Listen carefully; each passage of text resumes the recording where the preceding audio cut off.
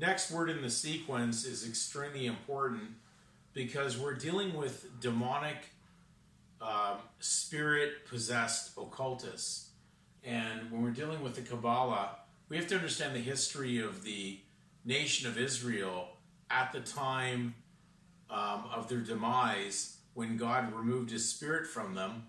And it's a matter of you to do the research in the Bible to see that timing.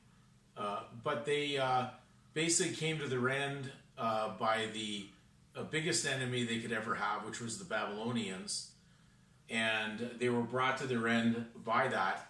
And then after that, they started to go into what would have been control or movement into something that they had to go into, since they had taken a direction away from spiritual truth. So they went into the fiction, the lies, and the make-believe of the pagans. And so they mingled their way into the, shall we say, the black magic or black arts of the Babylonian faith, and basically had to find a way to mingle or confuse, merge what was once truth in with fiction.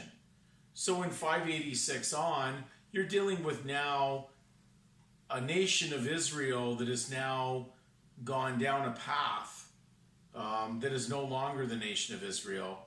They're now not a nation under God, and they're now ruled by a civil authority, a pagan authority, a Babylonish authority that they had to intermingle with. And so they came up with what would have been we'll call it the black magic arts, which led through the Talmud and through the Cabala. So we're going to look at Cabala in Samuel Johnson's dictionary, 1755.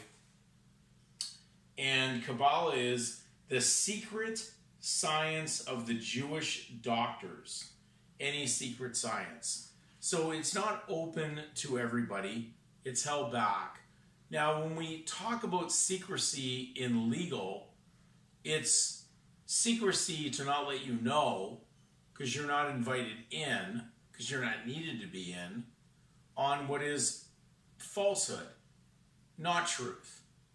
And therefore, those that run this type of system we're talking about are running the legal state.